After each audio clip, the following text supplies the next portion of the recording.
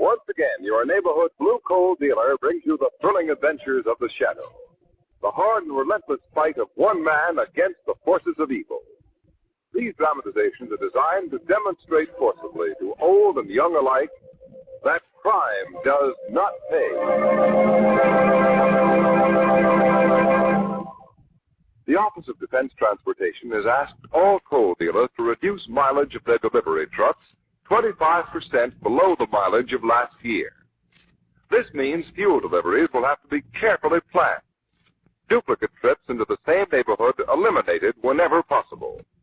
Yes, every ounce of rubber, every gallon of gasoline, every transportation factor must be conserved. You can help by advising your fuel dealer of exactly what your fuel requirements are for the entire winter.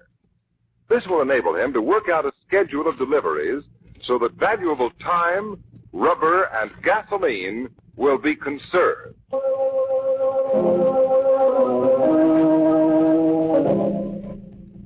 The Shadow, mysterious character who aids the forces of law and order, is in reality Lamont Cranston, wealthy young man about town. Several years ago in the Orient, Cranston learned a strange and mysterious secret. The hypnotic power to cloud men's minds so that they cannot see. Cranston's friend and companion, the lovely Margot Lane, is the only person who knows to whom the voice of the invisible Shadow belongs. Today's drama, The Lady in Black.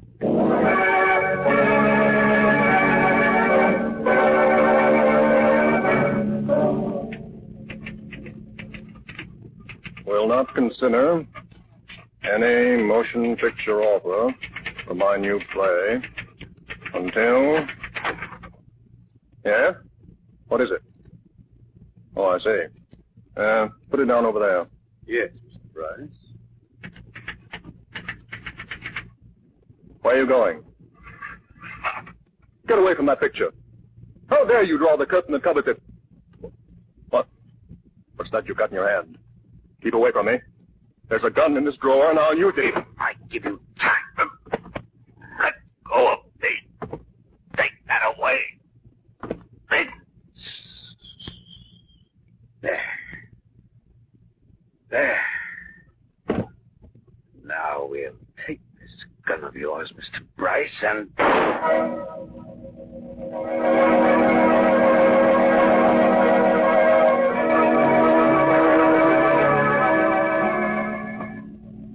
Lamont, look here. Yes, Mom. Did you notice this painting? No. But it's certainly the strangest one in the whole picture gallery. There's such an odd, morbid quality. Is it signed? No. But judging by the odd hook-shaped brushstrokes, I'd guess it was painted by Albert Gerner. Albert Gerner? I don't think I've ever heard of him. Oh, he wasn't widely known as a painter. He was really a chemist. Painting was a hobby. Oh? There aren't more than half a dozen of his pictures in existence. What a shame. It's a great talent. Yes, Gerner was a genius in a way. Poor fellow. Why, poor fellow? Well, when he was young, Gerner married Diane Morrow. 15 years ago, she was one of the most beautiful young actresses on the stage. Gerner was madly in love with her. One evening, a servant standing outside her door heard him talking to his wife as he sketched her. He was saying, I'll finish this drawing in a minute. I know it's almost time for dinner. Yes, you told me Norman Bryce is coming. Darling, he's done so much for your career. As much as a manager could, so you must make a good impression. I'm glad you decided to wear black. You're exquisite. Your eyes are such a deep blue, looking at me with that half smile on your face. I must do this picture in oils. Oh, my darling, I love you so much. So very much. Oh, that's Waldron, my dear. I rang for him a moment ago. I'll speak to him outside in the hall. Yes, Waldron. Thanks, sir. Yes, those flowers in Mrs. Gurner's room. While we're at dinner, move them out onto the terrace. I'm afraid the heat of the room will wither them. Yes, sir. And there'll only be 3 of us for dinner. Mr. Bryce is coming along. What was that, sir? It sounded like a shot. In here. Oh. Diane! Good heavens! Look. There's the revolver she did it with. Killed herself! Killed herself! Oh, no. I was talking to her only a moment ago. And now she's dead. Diane! Diane! Diane. So that's the story, Margot. I wonder why she would kill herself. A girl who had so much. Well, there was some talk at the time of murder. But our room was on the 2nd floor, and no one could have gotten in and out of the windows that quickly. The only other entrance was the door. And Gurner himself and the servant were standing outside of it in the hall when they heard the shot. Yes. Gurner went to pieces after that. Completely broken. He went to the Orient and died there. About 4 years ago. Huh. Well, it seems so. Why, Commissioner Weston. Hello, Margot. Hello, Lamont. Hello, Fancy Commissioner. meeting you, of all places, in an art gallery. I'm here on business. Not to look at a lot of silly pictures. Oh? Norman Bryce has been killed and Bryce? The theatrical producer? Yeah. Why, Lamont just mentioned him. And we saw his new show last night. A big hit. Yeah, I know. I'm taking personal charge of the investigation. Investigation? You mean he... Suicide, or so the circumstances seem to point. But, Commissioner, does a man kill himself after one of the biggest hits of his career? This man did. I've just discovered something else. Bryce was here at the art gallery this morning. Bought a lot of stuff and ordered it delivered. Not to his home, but to an apartment downtown. Oh, you don't say. Yeah. Well, I gotta be going. Things to attend to. See you soon. Yes. Goodbye, Commissioner. Well, Lamont, you can stand there all heaping staring at that painting. Hmm? Oh, no. Come on. Let's get out of here. Where are we going? Out to the home of the late Norman Bryce.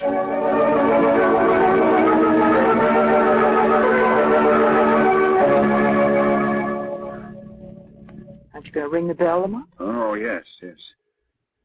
Well, this tragedy ends the story, Margot. You mean Mrs. Gurner killed herself? Gurner died and now Bryce. Exactly. Oh, hello, Cardona. Oh, hello, Mr. Cranston. And Miss Lane. Hello, how are you? Well, come on in. The commissioner's in the dining room making out papers. In this way. Look who's here, Commissioner. Wow. Hold on. Miss Lane. Hello, you Commissioner. again, huh? Well, what do you want? I was interested in Bryce's death, Commissioner. Just plain case of suicide. Got these papers to fill out, and then we'll close the case. The body's been taken away? Yeah. Want to take a look at the room where it happened? Oh, yes. Will you come, Margot? Yes, I'd like to, Lamont. You're welcome to go in that room. Well, what do you mean by that, Cardona? Cardona says he feels as if somebody was watching him in that room. Really? Well, there is something about the room. Go on, take a look. Here's the key, Margot. Thanks. Right down the hall, that way.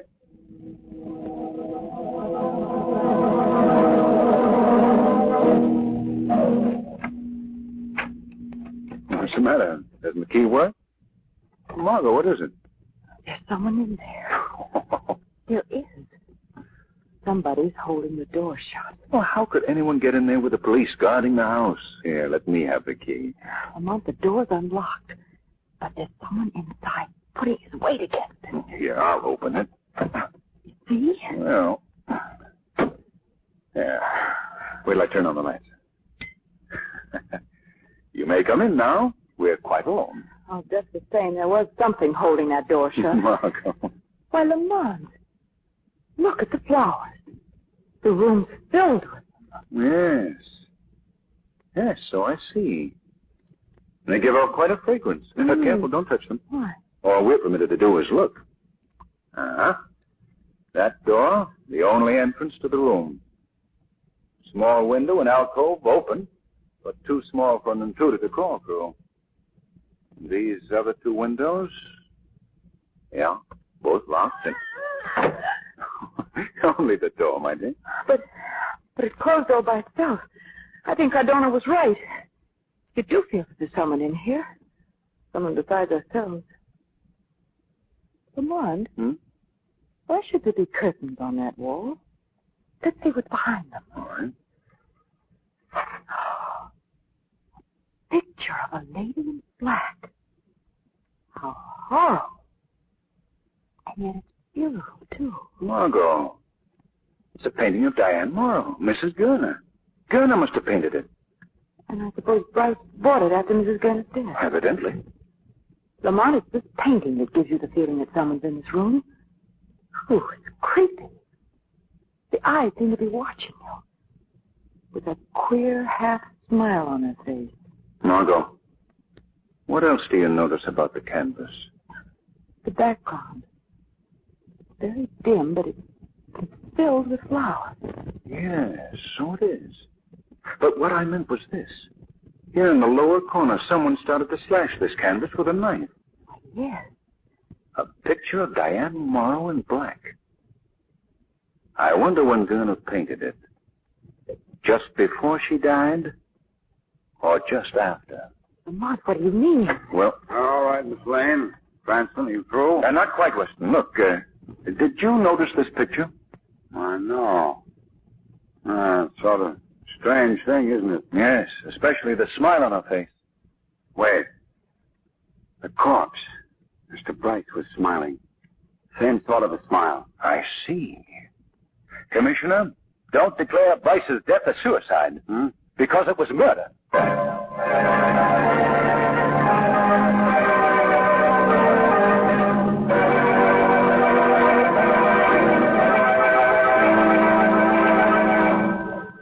In a moment, we'll return to the chateau. But first, here's a brief little drama that directly concerns you. Listen. Hello? Hunter Coal Company. This is Mrs. Smith, 202 Main Street. Will you please send over 10 tons of blue coal immediately? Well, Mrs. Smith, I'm afraid we can't send you that much right now. How much do you have on hand? Oh, I don't know, but it's not a very big pile. Well, we want everyone to have enough coal for immediate needs, you know. I need 10 tons. Cash deliver it to me now. I'm sorry, Mrs. Smith, but the Robinsons next door to you also need coal. And the Joneses down the street are in need of coal, too. Now, we're making a delivery at both places soon. We'll stop at your place, too. But not 10 tons. You realize we must make sure that everyone has some coal in the bin. I know you won't want to deprive your neighbors of heat. Oh, of course not. I just didn't realize, that's all. Well, do what you can then, will you? I certainly don't want my neighbors to be entirely without coal. Let's all cooperate. Share and share alike, and we'll all be warm this winter. Now, back to the chateau.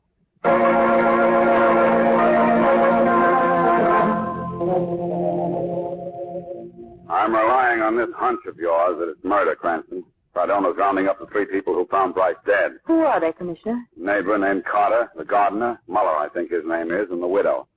Now, if you get any ideas, Lamont, speak up. I will. Tom? Oh, come in, Mr. Carter. Miss Lane, Mr. Carter, Mr. Cranston. How do you do? Down, please. Oh, thank you.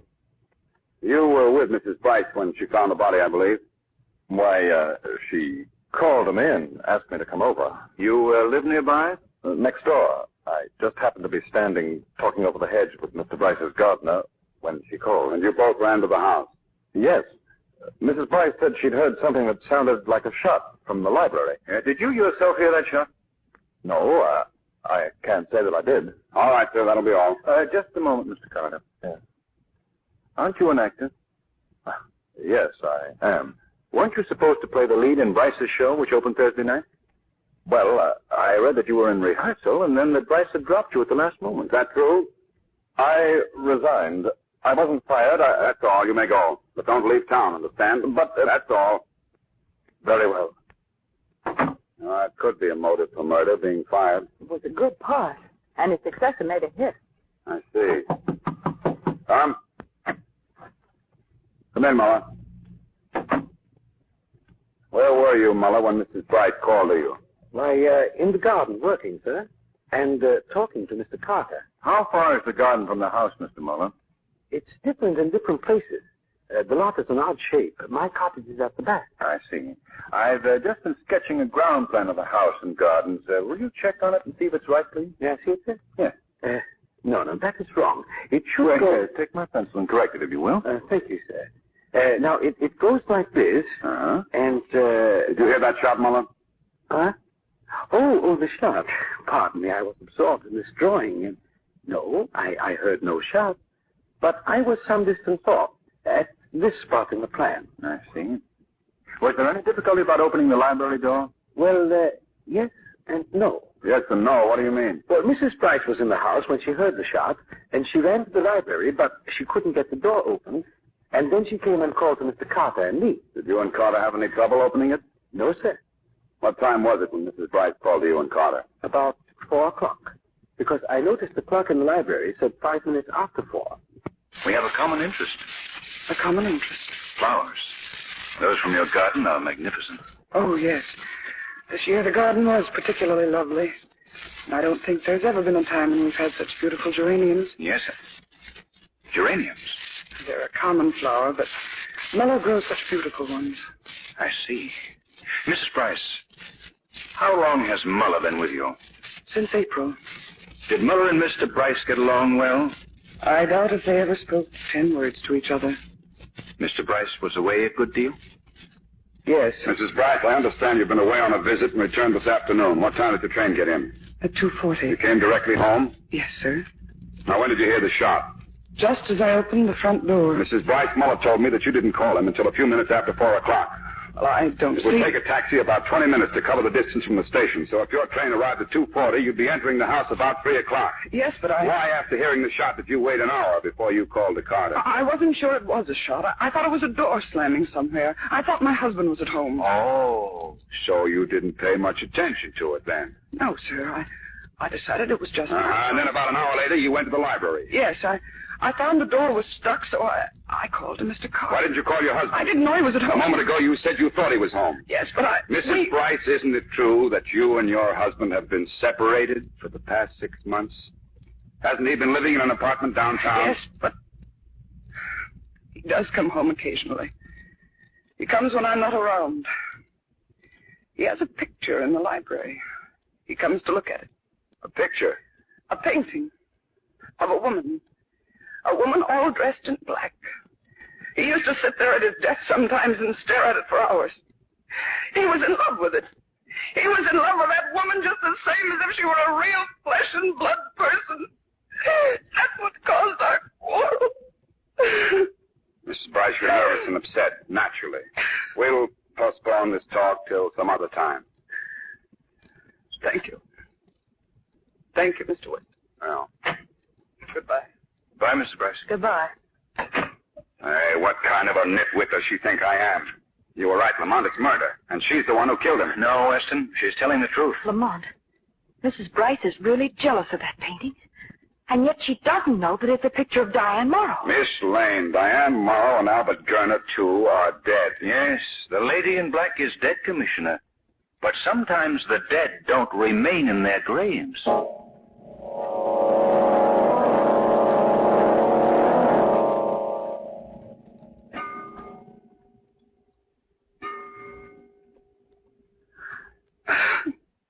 Oh, I hate this room now. The smell of the flowers. Oh, Norman. Norman, what made you kill yourself? If only the dead could speak to us. Norman. Norman, why did you marry me when all the time you loved the woman in black? I hate her. Well, the canvas is cut already. Here at the bottom. Why, the frame moves. There's a space behind it. Sort of closet. And what's this? It looks like a gas mask with a tank attached. Who's there? What do you want? Give that to me. What are you doing here? Is this gas mask yours? Give it to me. I see now. Norman didn't kill himself. He was murdered, this mask. You killed him, didn't you? I killed him. Norman, what are you doing?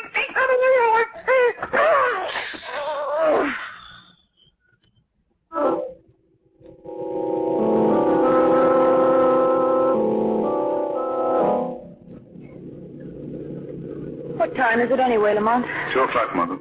2 o'clock in the morning. A fine hour for a country drive. You didn't need to come out to Bryce's. Well, I'm too curious to stay at home and be left out of it. Lamont, this case haunts me. There's something evil about it. That smile on the face of that painting. Now, what about the smile on Bryce's face? A smiling corpse, Margot. Yes. A horrible criminal is loose and doing murder. And the murderer may strike again. Oh, here we are. Quiet now. Don't talk. Let's walk in the grass beside the walk. Come on. Who's there? What do you want? It's Cranston, Cardona. Oh, Miss Lane. What in time are you doing here? Has anything happened? Perfectly quiet. The actor next door went up to bed at 11. Light in the library a few minutes ago. Mrs. Bryce, I guess. But didn't you make sure? She's the only one in the house. Must have been her. How about Muller, the gardener? Light's been out in his cottage for a couple of hours. Everything's serene. How was that? A shot. From the library. Come on in there. Hurry. Mrs. Bryce. Shot to death. Oh, and that smile on her face. It's the same smile as in the painting. Oh, it's horrible. Suicide again. Hey, look, Mr. Cranston. This gun ain't no new kind. Must be 15 to 20 years old. Yes, I know. Bryce's gun was at headquarters, so he had to use this one. What do you mean, he? The woman shot it off. I don't want to go phone Weston quickly. Yeah, I better. Mont, what does it mean? Margot, don't leave the house. I won't be long. Where are you going? The shadow has work to do.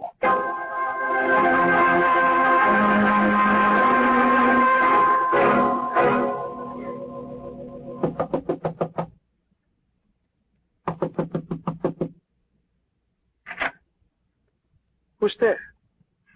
Who's it? I must have imagined someone knocked. My nerves are playing tricks on me. This won't do. When they come to tell me, I've got to be calm. I'll go to bed. Wait a moment, Albert Gurner. What? Who spoke? Where are you? It's no use to try to locate me with your flashlight. I am the shadow. Huh? You cannot see me, Gurner. Why do you call me Gurner? My name is Muller. I work here. I'm the gardener. Yes, a gardener with a remarkable knowledge of chemistry. You were a chemist, Gurner, as well as a painter, weren't you? I'm no chemist or painter. Then why did you slash the picture of the lady in black to pieces? Mrs. Bryce did that. She was jealous of the lady in black. How did you know that the picture was slashed, unless you were there? I won't stay here and... Get away from that door. No, you don't. Get back. No. Let me alone. Let me alone. That face in the picture has haunted you all the years. Albert Gurner, the lady in black, was your wife. You murdered her. Yes, I am Gurner. But I didn't kill Diane. She committed suicide. You murdered her with a poisonous gas that you invented.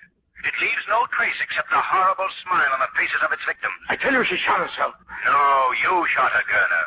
Then later, when you and the butler heard the explosion, it was a time bomb you had set. And someplace in this cottage, you have a mask for administering gas. You're very strong. You clasp it to the victim's face, and when they become unconscious, you shoot them and leave a pistol by them. And the murder is called suicide. But I love Diane. Why would I kill her? Because you suspected her of being in love with Bryce, her manager. You knew Bryce loved her, and you couldn't be sure of her any longer. All right. It drove me mad, the uncertainty. And you killed her. Yes, I did kill her. Then Bryce saw the picture. I told him once about my experiments. He suspected me. He was going to the police. So I ran away. Then, as years passed, you wanted to return and kill the man you thought had ruined your life. The man you were jealous of even after Diane Morrow was dead. Yes. And I did kill him. No one can take that away from me. But tell me, why did you kill Mrs. Bryce? She had done nothing. She found the mask. I had to kill her. Well, Gurner, Commissioner Weston will soon be here. You will take the mask and give yourself up to him. Very well. I'll do as you say. I'll go... Gurner, wait. Put that down there. No. Take off that mask. Take it off, I say. He's gone. Dead from the gas. With that same smile This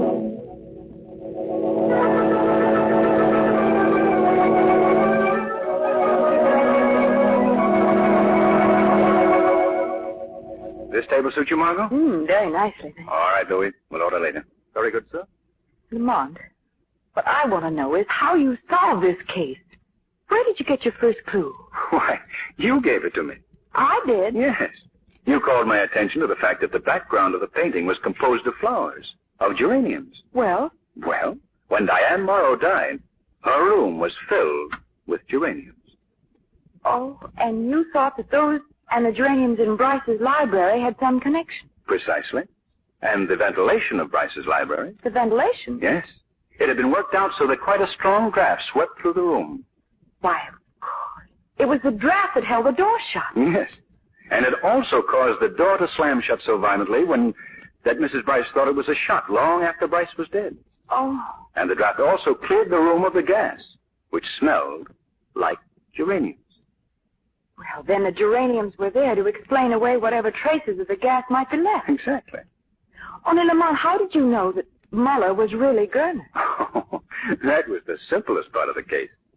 He helped draw a map of the house and gardens, and he used the same queer, hook-shaped strokes that identify Gerner's work anywhere. Oh, here you are. Oh, hello, Commissioner. I'm sorry I'm late. Oh, there's no hurry. We've loads of time. Certainly. We're merely going to drop in at the Pan American Art Exhibit this evening.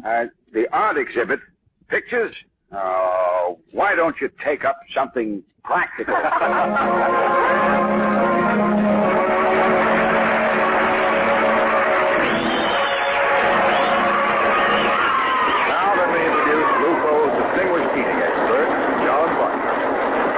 Ken Roberts, and good evening, friends.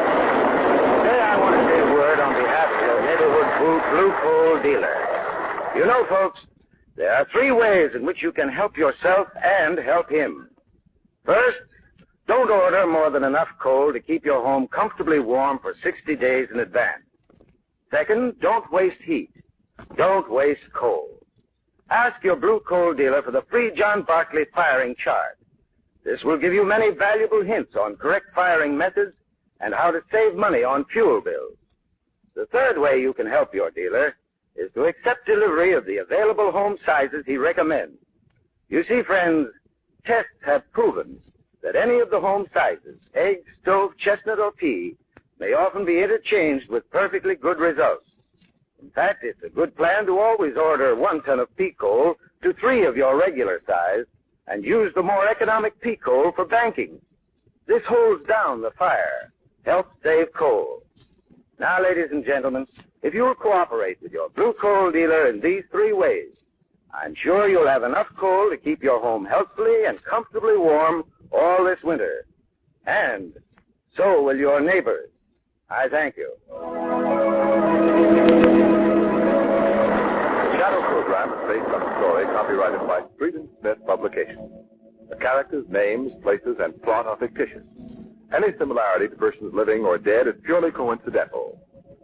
Again next week, the Shadow will demonstrate that The weed of crime bears bitter fruit. Crime does not pay. The shadow knows.